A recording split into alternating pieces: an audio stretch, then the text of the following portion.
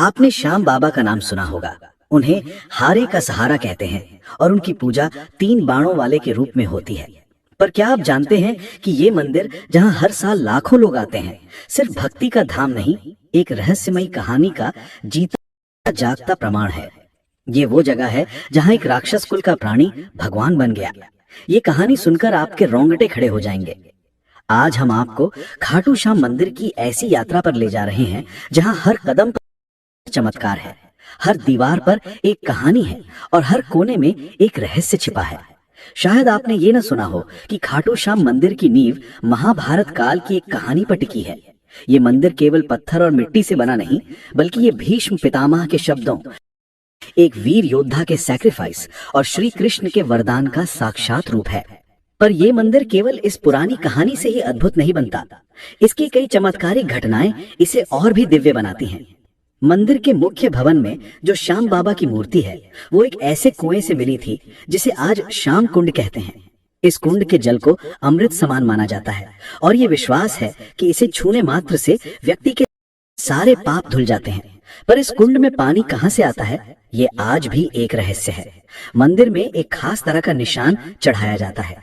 ये कोई साधारण ध्वज नहीं, बल्कि श्रद्धा, नियम और संयम का सिंबल है। कहते हैं कि जो भी भक्त ये निशान पूरी निष्ठा और भक्ति से चढ़ाता है, उसकी हर इच्छा पूरी होती है। कई भक्तों का अनुभव ये बताता है कि बरसों से जो इच्छाएं मन में थी, वे खाटू श्याम के दरबार में निशान चढ़ाने के बाद पूर्ण हुई। पर प्रश्न ये उठता है कि ये केवल विश्वास है या इसके पीछे कोई अनसीन पावर है। खाटू श्याम मंदिर का सबसे चौंकाने वाला रहस्य एक शिवलिंग से जुड़ा है, जो मंदिर से कुछ दूरी पर है। कहते हैं कि जब मुगल बादशाह औरंगजेब ने इस शिवलिंग को तोड़ने का प्रयास किया, तब कुछ ऐसा हुआ जिसने उसकी आत्मा तक को हिला के रख दिया। इतना ही नहीं, खाटू श्याम के दर्शन करते समय एक अद्भुत अनुभव होता है।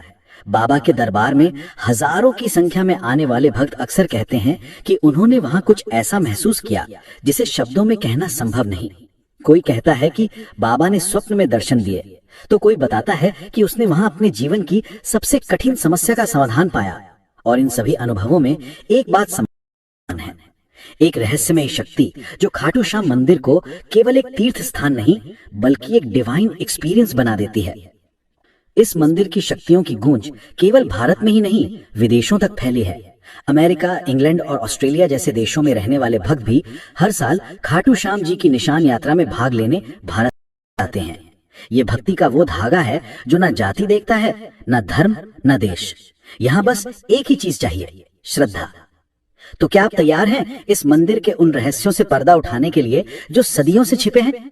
यदि हाँ, तो जुड़िए हमारे साथ इस विशेष वीडियो में, जहां हम आपको लेकर चलेंगे खाटू श्याम मंदिर की उन गलियों में जहां इतिहास, रहस्य और भक्ति एक साथ मिलते हैं। ये केवल एक यात्रा नहीं होगी, ये आपके विश्वास को एक नई दिशा देने वाली अनुभव यात्रा होगी। क्योंकि ये केवल एक मंदिर नहीं, एक चमत्कार है, खाटू श्याम का चमत्कार। चलिए अब बिना किसी देरी के आज की इस रहस्यमयी और दिलचस्प वीडियो को आरंभ करते हैं। दोस्तों, खाटू श्याम जी को भगवान श्री कृष्ण के कलयुग के अवतार के रूप में जाना जाता है। राजस्थान के सीकर जिले में स्थित श्याम बाबा के भव्य मंदिर में दर्शन के लिए हर दिन लाखों भक्त आते हैं। मान्यता है कि श्याम बाबा सबकी मनोकामनाएं पूरी करते हैं और सामान्य व्यक्ति को भी उच्च स्थान तक पहुंचा सकते हैं। बाबा खाटू श्याम का संबंध महाभारत के समय से माना जाता है। ये पांडुपुत्र भीम के पोते थे। पुरानी कहानियों के अनुसार खाटू श्याम की अद्भुत शक्ति और सामर्थ्य से प्रभावित होकर श्री कृष्ण ने उन्हें कलयुग में अपने नाम से पूजे जाने का वरदान दिया था। परंतु ये वरदान किस परिस्थिति में दिया गया था, इसके बारे में शायद ही आप जानते होंगे। हारे का सहारा खाटू श्याम हमारा, ये तो आपने अक्सर सुना होगा। परंतु हारे का सहारा बनने के पीछे की कहानी से शायद ही आप परिचित हो। इन सभी सवालों के उत्तर आपको महाभारत की उस कथा में मिलेंगे जो शायद आपने पहले ना सुनी हो। तो आइए जानते हैं खाटू श्याम जी की इस पावन कथा के बारे में। दोस्तों, इस कथा की शुरुआत एक भयानक प्लान से होती है जो दुर्योधन ने 5 पांडवों को मारने के लिए बनाया था। जैसा कि आप सभी जानते हैं कि महाभारत में कौरवों और पांडवों के बीच युद्ध दिखाया गया है। दुर्योधन हमेशा से ही पांडवों को पसंद नहीं करता था, जिसकी वजह से उसके मन में पांडवों के प्रति इतनी ज्यादा नफरत थी कि वो उन्हें किसी भी कीमत पर मारना चाहता था। जब भीष्म पितामह ने धृतराष्ट्र से युधिष्ठिर का राज्याभिषेक करने के लिए कहा, तब दुर्योधन ने पिता धृतराष्ट्र से कहा, पिताजी, यदि एक बार युधिष्ठिर को राज सिंहासन मिल गया तो ये राज्य सदा के लिए पांडवों के वंश का हो जाएगा और हम कौरवों को उनका सेवक बनकर रहना पड़ेगा। इस पर धृतराष्ट्र बोले, पुत्र दुर्योधन, युधिष्ठिर हमारे कुल की संतानों में सबसे बड़ा है, इसलिए इस राज्य पर उसी का अधिकार है। फिर भी भीष्म तथा प्रजाजन भी उसी को राजा बनाना चाहते हैं। हम इस विषय में कुछ भी नहीं कर सकते। तुम पांडवों के रहने का इंतजाम करो। धृतराष्ट्र के शब्द सुनकर दुर्योधन ने कहा, ठीक है पिताजी, मैंने इसका इंतजाम कर लिया है, बस आप किसी तरह पांडवों को वाराणवत भेज दें। दुर्योधन ने वाराणवत में पांडवों के रहने के लिए पुरोचन नाम के शिल्पकार से एक भवन बनवाया था, जो लाख, चर्बी, सूखी घास, सरकंडे जैसे अत्यंत ज्वलनशील पदार्थों से बना था। दुर्योधन ने पांडवों को उस भवन में जला डालने का षड्यंत्र रचा था। धृतराष्ट्र के कहने पर युधिष्ठिर अपनी माता तथा भाइयों के साथ वाराणवत जाने के लिए निकल पड़े। दुर्योधन के षड्यंत्र के बारे में जब विदुर को पता चला तो वे तुरंत ही वाराणवत जाते हुए पांडवों से रास्ते में मिले और उन्होंने दुर्योधन के षड्यंत्र के बारे में बताया। फिर उन्होंने कहा कि तुम लोग भवन के अंदर से जंगल तक पहुंचने के लिए एक सुरंग जरूर बनवा लेना, जिससे कि आग लगने पर तुम लोग अपनी रक्षा कर सको। मैं सुरंग बनाने वाला कारीगर चुपके से तुम लोगों के पास भेज रहा हूं। जिस दिन पुरोचन ने आग लगाने की योजना बनाई थी, उसी दिन पांडवों ने गांव के ब्राह्मणों और गरीबों को भोजन के लिए बुलाया। रात में पुरोचन के सो जाने पर भीम ने उसके कमरे में आग लगाई। धीरे धीरे आग चारों ओर फैल गई। लाक्षागृह में पुरोचन तथा अपने बेटों के साथ भीलिनी जलकर मर गई। लाक्षागृह के जलकर राख होने का समाचार जब हस्तिनापुर पहुंचा तो पांडवों को मरा हुआ समझकर वहां की प्रजा बहुत दुखी हुई। दुर्योधन और धृतराष्ट्र सहित सभी कौरवों ने भी शोक मनाने का दिखावा किया और अंत में उन्होंने पुरोचन, भीलिनी और उसके बेटों को पांडवों का शव समझकर उनका अंतिम संस्कार करवा दिया। लाक्षागृह की सुरंग से निकलकर पांडव एक जंगल में पहुंच गए थे। वहीं पर हिडिंब नाम का राक्षस अपनी बहन हिडिंबा के साथ रहता था। हिडिंब हिडिंबा पर अपना अधिकार जमाता था और उससे मनुष्यों का मांस लाने के लिए कहता था। मजबूरी में हिडिंबा को भी ऐसा करना ही पड़ता था। रात के समय जब सभी पांडव सो रहे थे तो उनमें से भीम सबकी निगरानी कर रहे थे। जब हिडिंबा अपने भाई हिडिंब के आदेश पर पांडवों को मारने के लिए गई, तभी उसकी नजर भीम पर पड़ी और वो भीम को देखकर मोहित हो गई और उनसे प्रेम करने लगी। भीम को आकर्षित करने के लिए हिडिंबा ने सुंदर अप्सरा का रूप धारण किया और भीम के पास गई। लेकिन इसी बीच हिडिंबा का भाई हिडिंब वहां आ गया, जो पांडवों को मारकर उनका मांस खाना चाहता था। उसने भीम पर हमला कर दिया, जिससे भीम और हिडिंब के बीच युद्ध छिड़ गया। इस युद्ध में भीमसेन की विजय हुई और हिडिंब मारा गया। इसके बाद हिडिंबा अपने असली रूप में आई और उसने भीम के सामने विवाह का प्रस्ताव रखा, लेकिन भीम ने यह कहकर विवाह से इनकार कर दिया कि तुम राक्षस कुल की हो। इसके बाद हिडिंबा माता कुंती के पास गई और उनसे भीम और अपने विवाह की बात कहने लगी। तब कुंती विवाह के लिए तो मान गई, लेकिन उन्होंने हिडिंबा के सामने एक शर्त भी रख दी। शर्त के अनुसार भीम हिडिंबा के साथ केवल तब तक रहेगा जब तक कि उन्हें संतान की प्राप्ति नहीं हो जाती। हिडिंबा भीम के साथ विवाह करना चाहती थी, इसलिए वो इस शर्त को मान गई। इसके बाद दोनों का गांधर्व विवाह हुआ और वे जंगल में साथ रहने लगे। कुछ समय बाद हिडिंबा और भीम का एक पुत्र भी हुआ, जिसका नाम घटोत्कच रखा गया। समय बीतता गया और घटोत्कच बड़ा हुआ। उसका विवाह दैत्यराज मोरा की बेटी अहिलावती के साथ हुआ, जिन्हें मौरवी और कामकांतिका के नाम से भी जाना जाता है। घटोत्कच और अहिलावती के दो पुत्र हुए, एक का नाम बर्बरीक और दूसरे का नाम अंजन परवा। बर्बरीक ने शस्त्रों, शास्त्रों और अन्य सभी विद्याओं का ज्ञान अपनी माता अहिलावती का आशीर्वाद लेकर प्राप्त किया। उनकी माता ने ही बर्बरीक को भगवान शिव की कठिन तपस्या करने के लिए प्रेरित किया। बर्बरीक की तपस्या से प्रसन्न होकर भगवान शिव ने उन्हें 3 अमोघ बाण प्रदान किए। ये बाण इतने शक्तिशाली थे कि पूरी सेना का विनाश करके पुनः उनके तरकश में लौट आ सकते थे। समय बीता और जब कौरवों और पांडवों के बीच भीषण युद्ध का समय आया तो बर्बरीक ने उस युद्ध में भाग लेने का निश्चय किया। वैसे देखा जाए तो बर्बरीक को अपने पितामहों यानी पांडवों की तरफ से ही युद्ध करना चाहिए था, परंतु इसी बीच उन्होंने अपनी माता से एक वचन लिया था कि वे हमेशा उसी पक्ष की ओर से लड़ेंगे जो हार रहा होगा। उनका ये वचन ही आगे चलकर उन्हें हारे का सहारा नाम से प्रसिद्ध करने का आधार बना। भगवान श्री कृष्ण युद्ध का परिणाम भली भांति जानते थे। उन्हें भय था कि कहीं बर्बरीक के इस वचन के कारण युद्ध का पासा पलट न जाए और पांडवों को हानि न हो जाए। अतः उन्होंने ब्राह्मण का रूप धारण कर लिया और बर्बरीक के मार्ग को अवरुद्ध करके उनसे पूछा कि आप कहाँ जा रहे हैं। बर्बरीक ने ब्राह्मण रूप में श्री कृष्ण को अपना लक्ष्य बताया कि वे कुरुक्षेत्र जाकर अपने वचन का निर्वाह करेंगे। इस पर ब्राह्मण रूपी श्री कृष्ण ने उनसे अपने तीर चलाने का कौशल दिखाने को कहा। बर्बरीक ने एक ही तीर से एक वृक्ष के सभी पत्तों को भेद दिया, सिवाय उस एक पत्ते के जिसे श्री कृष्ण ने सटल वे में अपने पैरों के नीचे दबा लिया था। बर्बरीक ने ब्राह्मण रूपी श्री कृष्ण से प्रार्थना की कि वे अपना पैर उस पत्ते के ऊपर से हटा लें, अन्यथा उनका पैर घायल हो सकता है। श्री कृष्ण ने अपना पैर हटा लिया और तब बर्बरीक ने उस पत्ते को भी भेद दिया। इसके बाद ब्राह्मण रूपी श्री कृष्ण ने बर्बरीक से एक वरदान मांगने की बात कही। बर्बरीक ने कहा, हे यजमान, आप जो चाहे मांग सकते हैं, मैं अपने वचन का पूर्ण पालन करूंगा।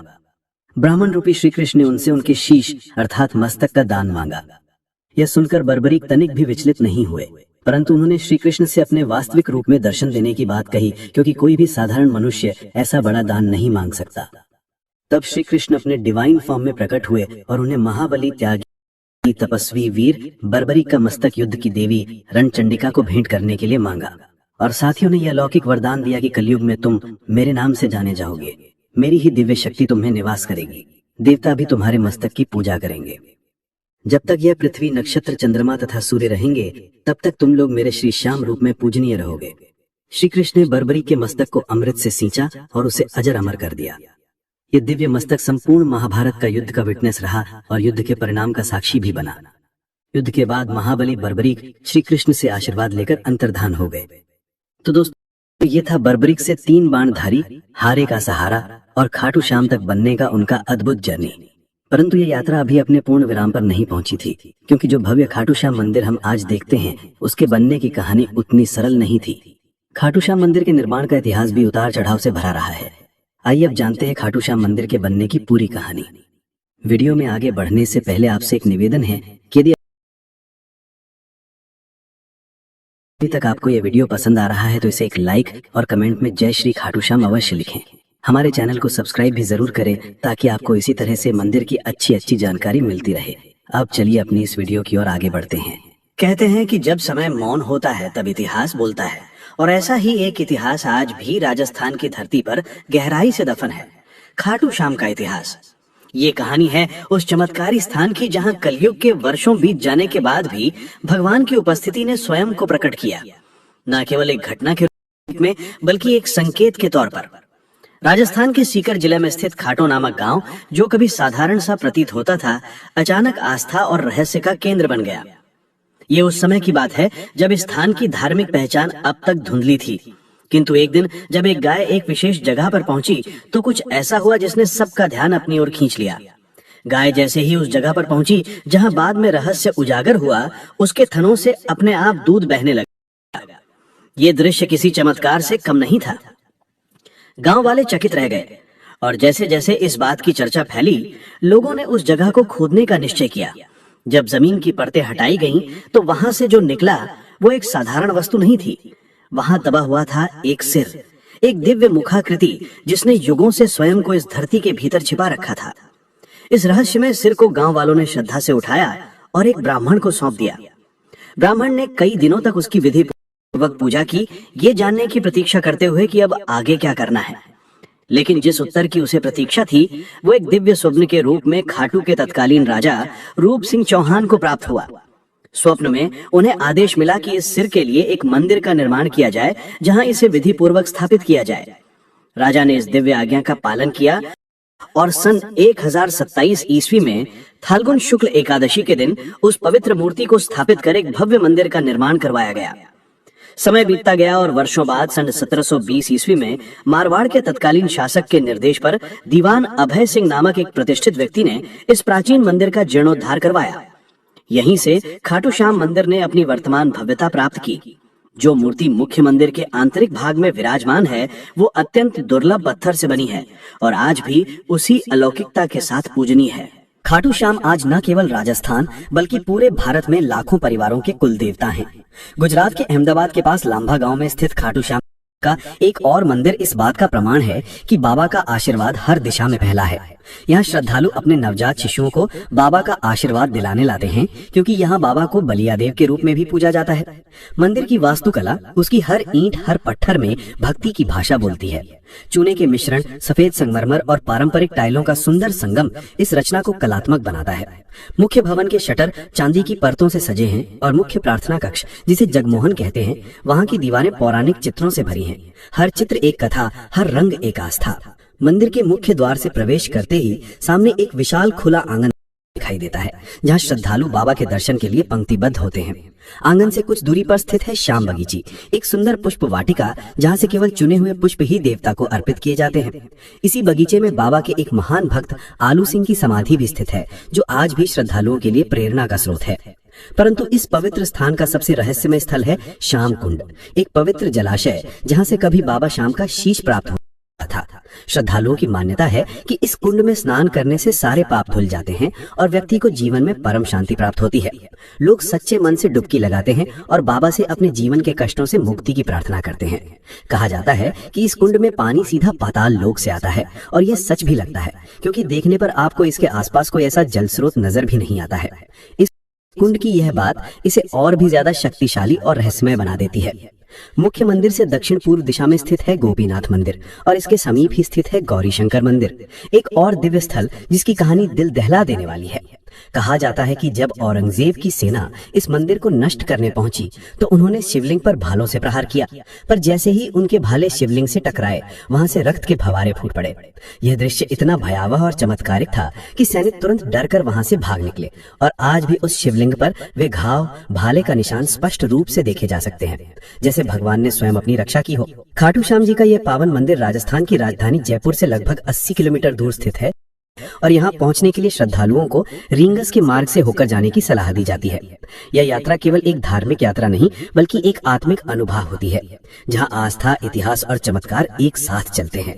हर साल लाखों भक्त यहाँ पहुँचते हैं, कोई आशीर्वाद पाने के लिए, कोई चमत्कार देखने के लिए, या कोई अपनी श्रद्धा की अग्नि परीक्षा देने के लिए। और जब आप इस पवित्र धाम की भूमि पर कदम रखते हैं तो ऐसा लगता है मानो समय ठहर गया हो और भगवान स्वयं इस धरती पर विराजमान है। तो दोस्तों, ये था खाटू श्याम जी मंदिर के निर्माण का संपूर्ण इतिहास। आइए अब आपको बताते हैं उस खास निशान के बारे में जो बड़े ही भक्ति भाव से श्री खाटू श्याम मंदिर में चढ़ाया जाता है। यदि अभी तक आपको यह वीडियो पसंद आ रहा है तो कमेंट में जय श्री खाटू श्याम जी जरूर लिखें। खाटू नगरी की रज में कुछ ऐसा जादू है कि एक बार जो यहाँ आ जाता है उसका हृदय यहीं अटक जाता है। और इस अद्भुत नगरी की सबसे पावन परंपराओं में से एक है बाबा श्याम के दरबार में निशान चढ़ाने की परंपरा। यह कोई साधारण रस्म नहीं, बल्कि श्रद्धा, समर्पण और विश्वास का प्रतीक है।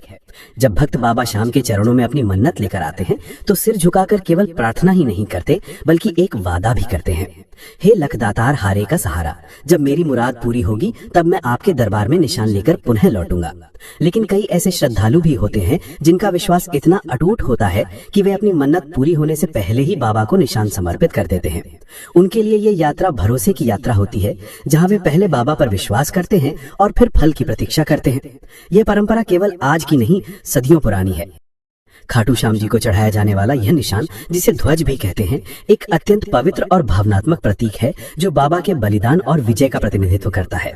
सनातन धर्म में ध्वज को सदैव विजय का प्रतीक माना गया है, और खाटू श्याम का ये ध्वज केवल कपड़े का एक टुकड़ा नहीं, बल्कि उनकी अमरता, उनके त्याग और उनके अपार प्रेम का प्रतीक है। ये हमें उस दिव्य क्षण की याद दिलाता है जब भगवान श्री कृष्ण के आदेश पर युद्ध की विजय के लिए श्याम बाबा ने, जिन्हें पहले बर्बरी कहते थे, ने अपना शीश दान कर दिया था। उन्होंने अपना बलिदान धर्म की रक्षा और अधर्म के विनाश के लिए दिया, और युद्ध का श्रेय भी स्वयं नहीं लिया, बल्कि श्री कृष्ण को समर्पित कर दिया। इसलिए जब भक्त खाटू श्याम को ध्वज अर्पित करते हैं तो ये केवल मन्नत की पूर्ति का आभार नहीं होता, बल्कि उस दिव्य बलिदान की स्मृति भी होती है। निशान के रंग केसरिया, नारंगी और लाल त्याग, शक्ति और भक्ति का प्रतिनिधित्व करते हैं। इन निशानों पर अक्सर श्री कृष्ण और श्याम बाबा की छवियां अंकित होती हैं, साथ ही पवित्र मंत्र भी जो भक्तों को आंतरिक शांति का अनुभव कराते हैं। कई निशानों पर मोर पंख और नारियल भी सजाए जाते हैं, जो पवित्रता और सौभाग्य का प्रतीक माने जाते हैं। ऐसा माना जाता है कि सच्चे मन से चढ़ाया गया निशान बाबा को अर्पित की गई एक आत्मा की पुकार होती है, जिसे वो कभी अनसुना नहीं करते।